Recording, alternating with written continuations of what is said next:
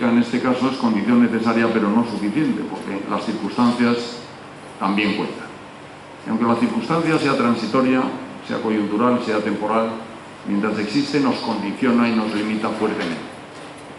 Me gustaría detenerme brevemente en la circunstancia que está viviendo hoy la Unión Europea. Ustedes acaban de examinar la nueva circunstancia que está viviendo la República Argentina y en ese sentido seguramente muchos de ustedes piensen que la Unión Europea está un poco como en el mito de Narciso, recreada en la contemplación de nuestros propios problemas. En el año 2008 sufrimos una crisis no solo financiera, no solo económica, sino una crisis de confianza en nuestro proyecto político. Contaba el antiguo presidente de la Comisión Europea, José Manuel Durão Barroso, que en una cena con los jefes economistas de los principales bancos de la eurozona, cuando empezó la crisis griega, ninguno apostaba por la permanencia de Grecia en la moneda única y muy pocos apostaban por la supervivencia del euro. Hoy, unos años después, creo que podemos constatar con satisfacción que esos vaticinios pesimistas no se han cumplido. Grecia, a pesar de todas las dificultades que sigue teniendo, ahora agravadas, como han visto, por la crisis de los refugiados sirios, sigue en la moneda única, el euro no ha implosionado, el Consejo Europeo ha venido haciendo los deberes para dar respuesta a los progresos en la unión bancaria. Croacia se ha convertido en el 28º Estado miembro de la Unión Europea y muchos de los países que tenían dificultades, como es el caso de Irlanda, han vuelto a los mercados y las cosas se siguen produciendo, digamos, con cierta normalidad. Es verdad que no podemos decir que los problemas que planteó esa crisis se hayan resuelto.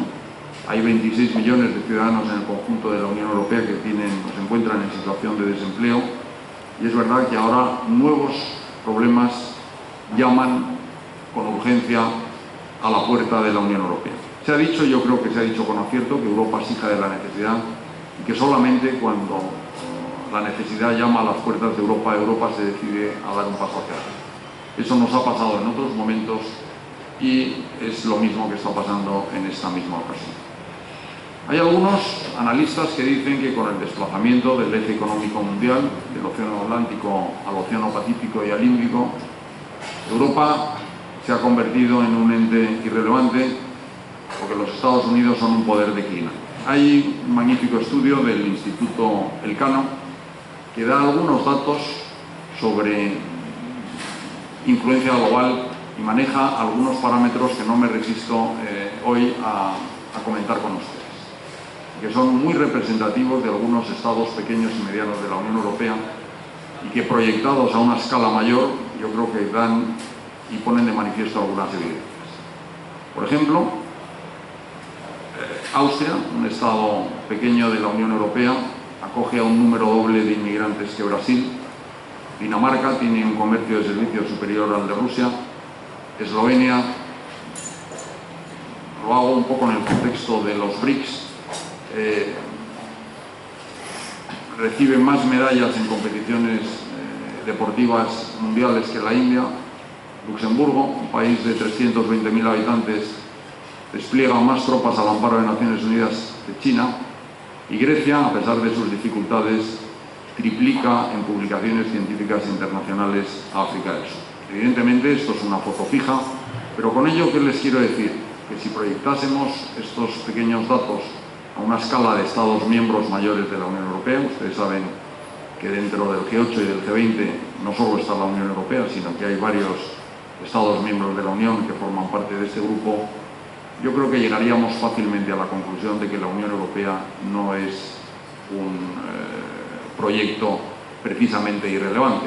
Hoy la Unión Europea supone un gran proyecto de paz, de comprensión, de concordia, de reconciliación, un gran proyecto de valores.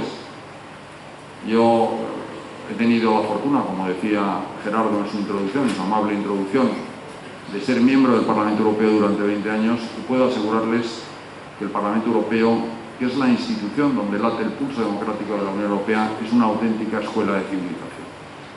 Y ver hoy que los niños que nacen en nuestro continente tienen que recurrir a las hemerotecas y a los libros de historia para reconocer la Europa ensangrentada de generaciones anteriores es un gran avance. El otro día, en una charla en otra fundación, comentaba que, si bien el proyecto de construcción europea es un proyecto evidentemente de valores, también hay una visión de Europa legítima y complementaria de la anterior. Pero hoy en Europa se deciden el 80% de las decisiones que afectan a los ciudadanos de todos los días. Se deciden las vacas que tenemos que sacrificar, la leche que tenemos que producir, las viñas que tenemos que arrancar, la forma en la que nuestros olivos se tienen que contar, los acuerdos internacionales que se tienen que ratificar. Han visto ustedes recientemente la decisión del referéndum en Holanda sobre el acuerdo de asociación entre la Unión Europea y Ucrania, y se toman, por lo tanto, decisiones que afectan a nuestra vida de todos los días. Y el proyecto de construcción europea tiene una dimensión interna, que es nuestro gran mercado interior, de 500 millones de personas, de ciudadanos, de consumidores, de los cuales 300 utilizan la misma moneda. Es un gran espacio de progreso, de paz y, como les decía, de reconciliación. La Unión Europea es el principal bloque importador del mundo de bienes, es el principal importador del mundo de servicios y es el principal exportador también de bienes y servicios. Y a pesar de que muchos nos critican porque dicen que somos una Europa egoísta, la Unión Europea es el principal donante de ayuda humanitaria en el mundo, triplicando, por ejemplo, a la de Estados Unidos. Y queremos ser un actor relevante en la escena internacional con arreglo a nuestro peso económico, comercial, financiero e industrial. Y es verdad que nuestro proyecto ha adolecido de ciertos errores, pero cuando uno hace el balance equilibrado y ponderado de las ventajas y de los errores, yo creo que el precio de la paz y de la reconciliación es un precio absolutamente incalculable.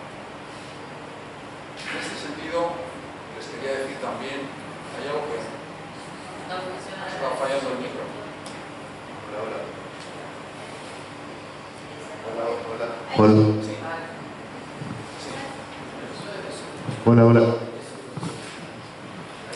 Bueno, vamos a retomar el hilo conductor, que lo había perdido. Les decía que el proyecto de construcción europea tiene una dimensión interna y una proyección externa, y que quiere pesar en la escena internacional con arreglo a su peso económico, comercial, financiero e industrial.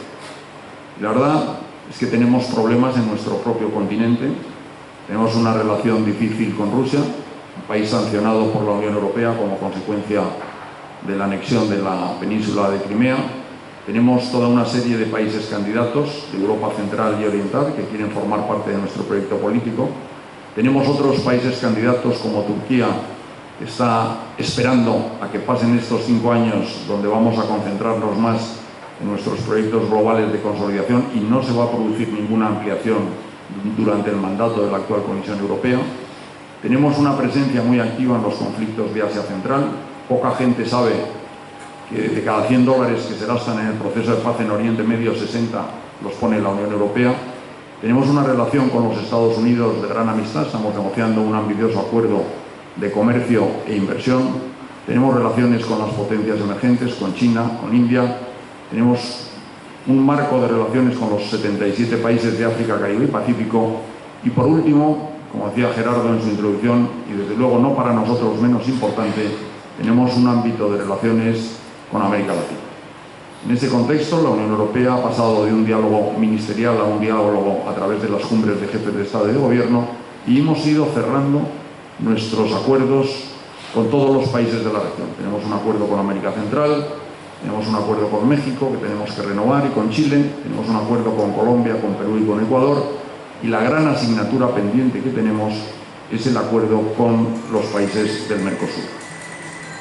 Creo que América Latina es un continente que ha estado viviendo su propia y particular circunstancia, y han pasado cosas en el tablero político y económico, cosas muy importantes.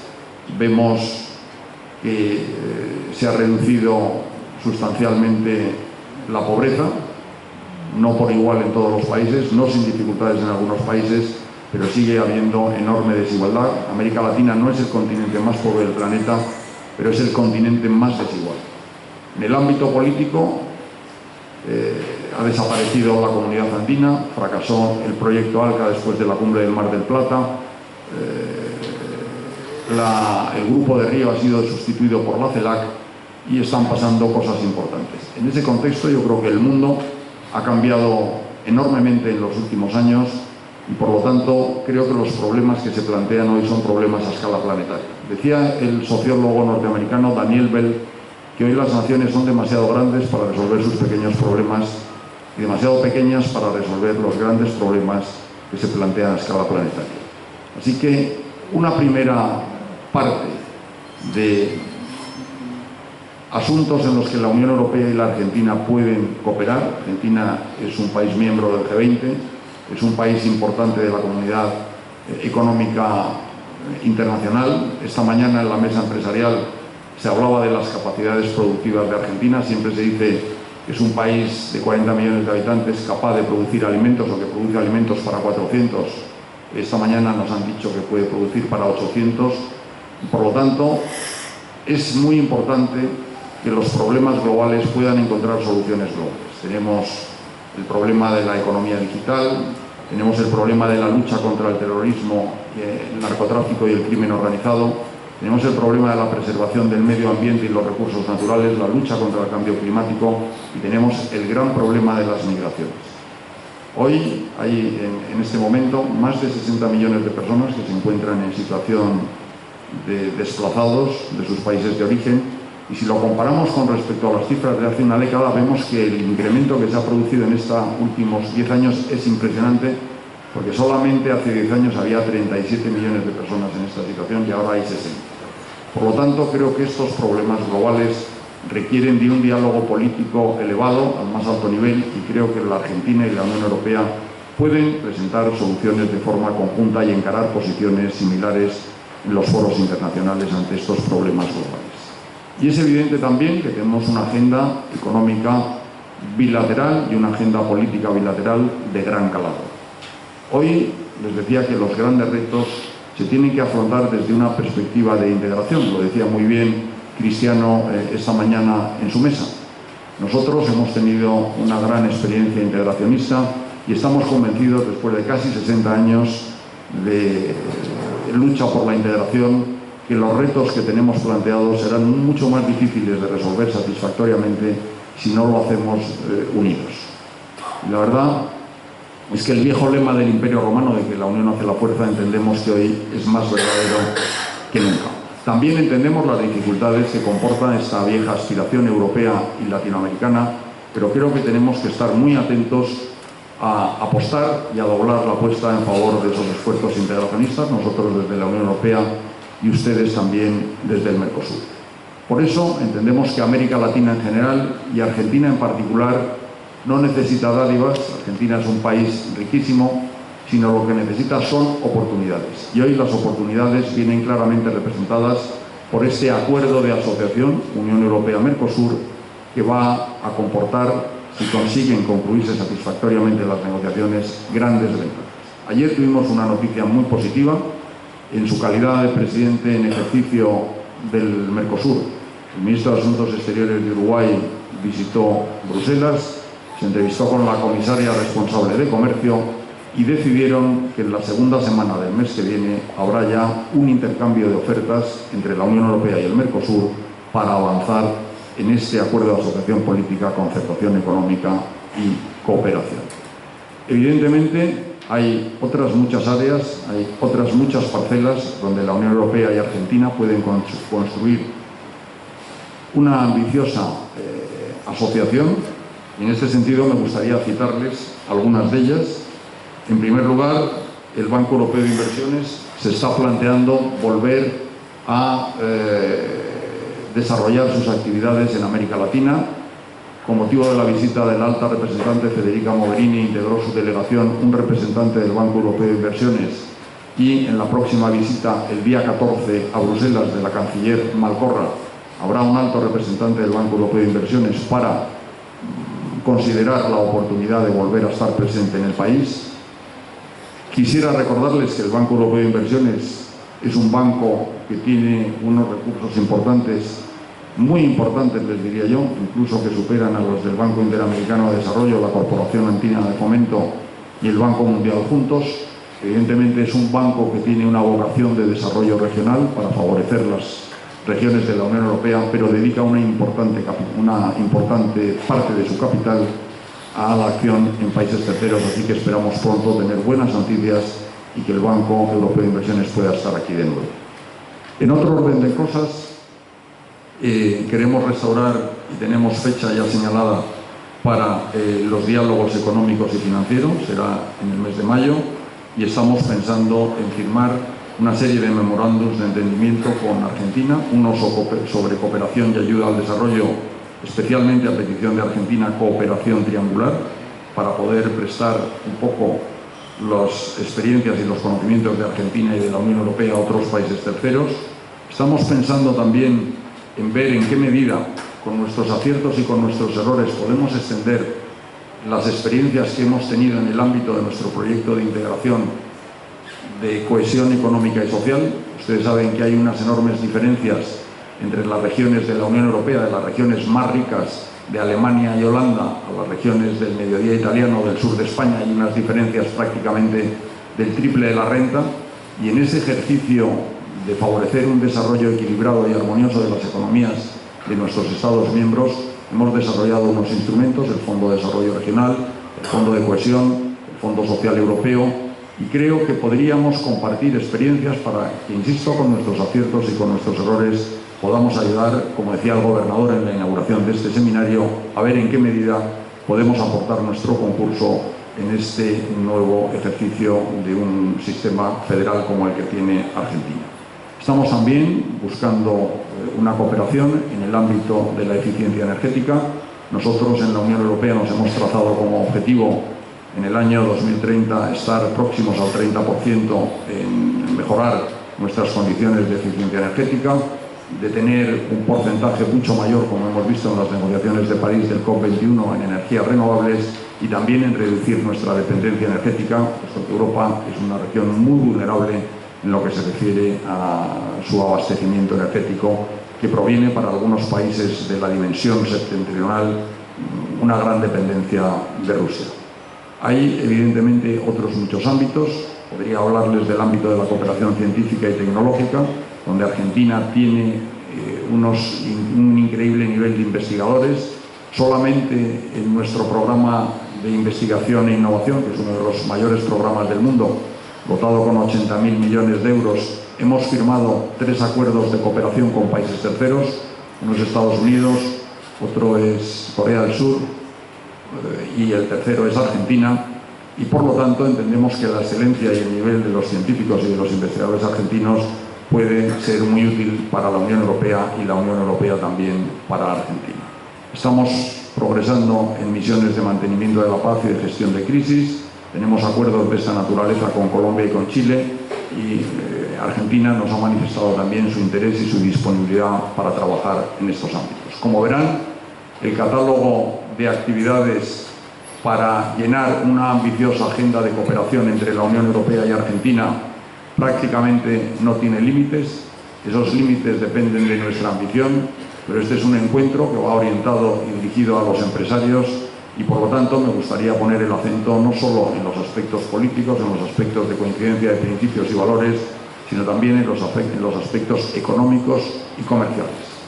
Hoy les puedo decir con satisfacción que la Unión Europea es el principal inversor en Argentina, y puedo decirles que es el segundo socio comercial después de Brasil. Todo esto sin un acuerdo que potencie estas enormes posibilidades que tiene nuestra cooperación. Creo que si fuéramos capaces de dotarnos rápidamente, porque el mundo va muy deprisa hoy, de un acuerdo que pudiese potenciar todas estas capacidades, podríamos multiplicar con creces las posibilidades que la Argentina tiene y que la Unión Europea tiene. Así que estos son, muy en términos generales, algunos de los vectores que tenemos encima de la mesa para ir progresando en nuestra relación. Creo que todo ello va a depender fundamentalmente de nuestra imaginación y de nuestra capacidad de operativizarlos. Yo siempre digo que tenemos que pasar de las palabras a los hechos y dejarnos de manifestaciones puramente retóricas, y que en la vida es muy importante poner el acento en los principios, pero tenemos que pasar de las bienaventuranzas a los libros de contabilidad, y puedo asegurarles que estamos trabajando desde la Embajada de la Unión Europea con el máximo rigor, con el máximo entusiasmo, para poder llenar esta densa y ambiciosa hoja de ruta que estamos trazando con este país amigo y socio de la Unión Europea, que es la República Argentina. Muchas gracias. Gracias, embajador. Tenemos unos pocos minutos, 5 minutos para alguna pregunta, si alguien quiere hacerla, si no la voy a hacer yo.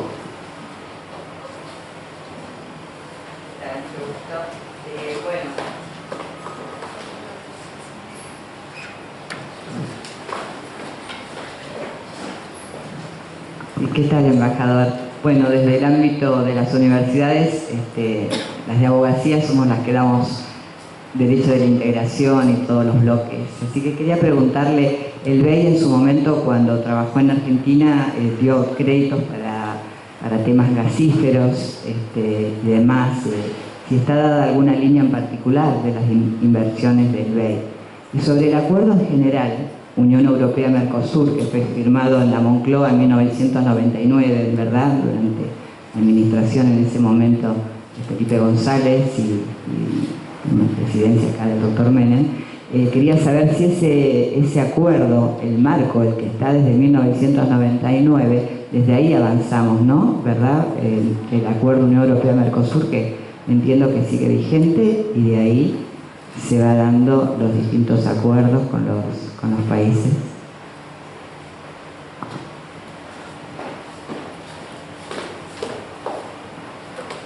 Bueno, muchas gracias por sus preguntas.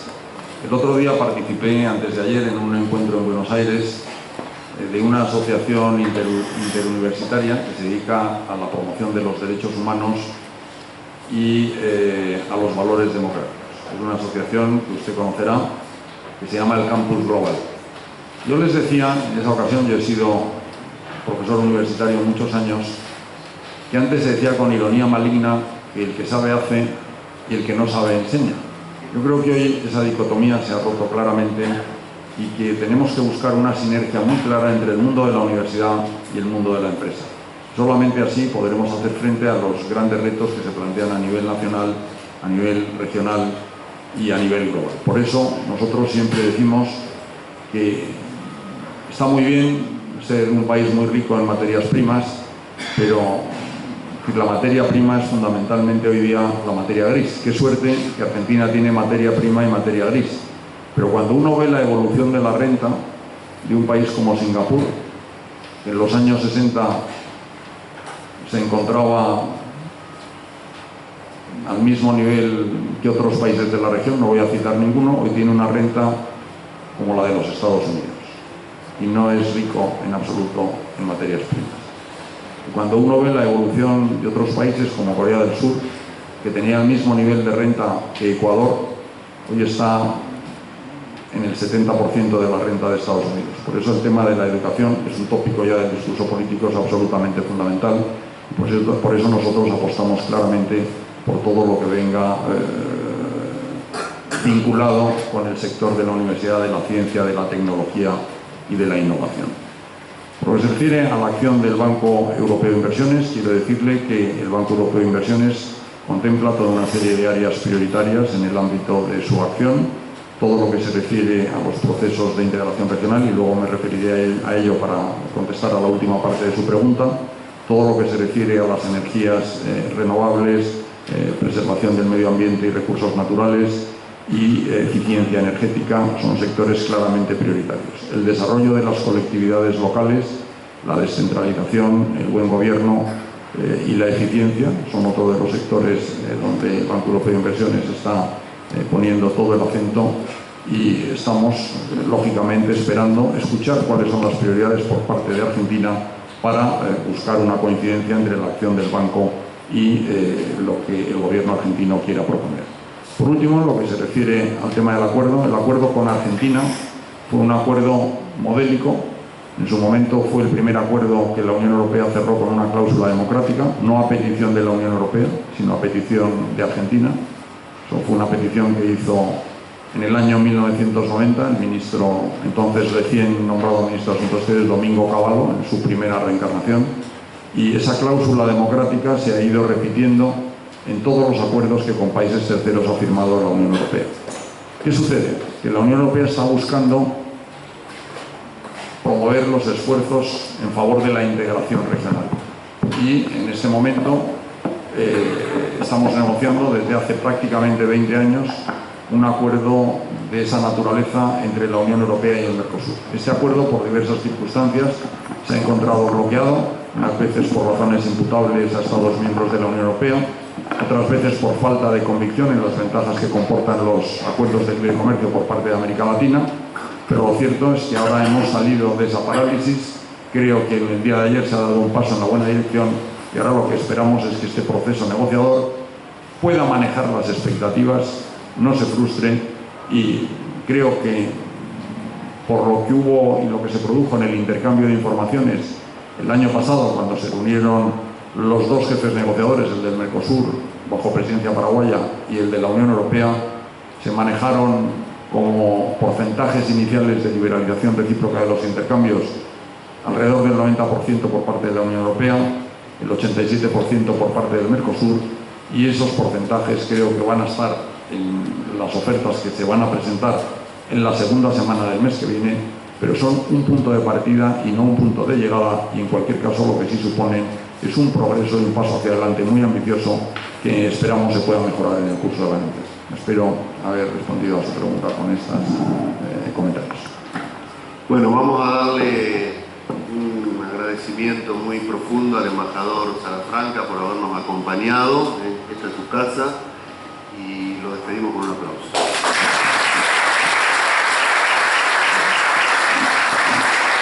Voy a convocar ahora a Adriano Manalesi y al doctor Orlando Ferreres.